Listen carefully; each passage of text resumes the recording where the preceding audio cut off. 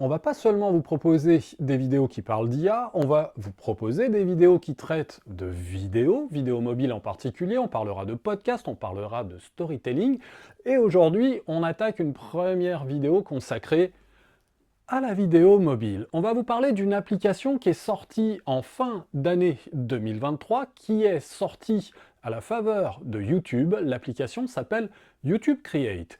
Vous montez vos vidéos, certains avec des outils relativement intéressants, j'entends souvent Camtasia, pas mal, et parfois je vois même des personnes témoigner de montage avec des outils comme Canva.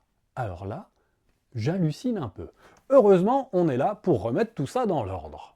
On a décidé, même si on a un petit peu hésité, de vous présenter l'application YouTube Create. On a hésité parce que YouTube, c'est un peu la grande famille de Google qui est habituée à lancer des solutions et puis à les enterrer quelques temps après. Et puis on a hésité parce que l'application est encore en version bêta et qu'elle n'est réservée qu'aux utilisateurs, le voici, de smartphones sous Android. Grande première pour moi. Bref, il faut le faire. Si vous êtes à la recherche d'une application pour faire du montage sur mobile, smartphone ou tablette, YouTube Create devrait vous satisfaire, surtout si vous vous sentez peut-être pas en super confiance pour vous lancer, parce que YouTube Create, étant en version bêta, étant récente, est encore assez simple. Néanmoins, elle contient l'essentiel. Comme avec son application jumelle qui est CapCut, eh bien YouTube Create propose une interface qui est relativement simple, qui est divisée, on va dire, en deux grandes parties.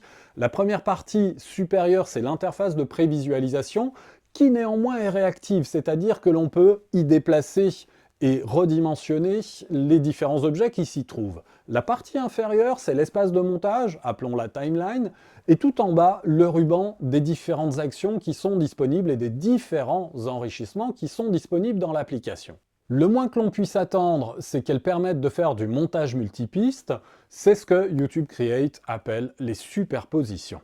Et comme elle s'adresse forcément aux créateurs de formats courts, ces fameux shorts, eh bien, on trouvera une fonctionnalité intitulée autocollant qui nous permettra d'accéder à ces mêmes autocollants, des stickers en gros.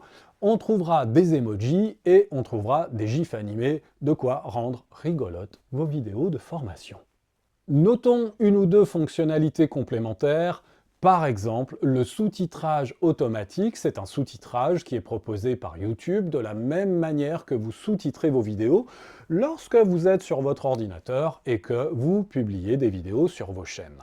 Bien sûr, on retrouve les filtres, les effets, ça c'est la moindre des choses, la gestion du niveau de volume, et on trouvera un petit peu d'intelligence artificielle, ça se multiplie dans la plupart des applications qui permettent de faire du montage vidéo. Ici, il s'agit de faire un petit peu de nettoyage audio, principalement pour atténuer les bruits parasites. On aura l'occasion de vous présenter d'autres applications de montage et on insistera sur l'intérêt de monter sur son smartphone qui est en règle générale autrement plus puissant que les ordinateurs dont vous pouvez être doté. YouTube Create, si vous êtes sous Android, si vous cherchez une application simple, eh bien, je ne peux que vous recommander de la tester. Et puis à l'occasion, dites-nous ce que vous en pensez. Voilà, c'est la fin, c'est fini, comme d'habitude. Plein de bisous et rendez-vous au prochain épisode.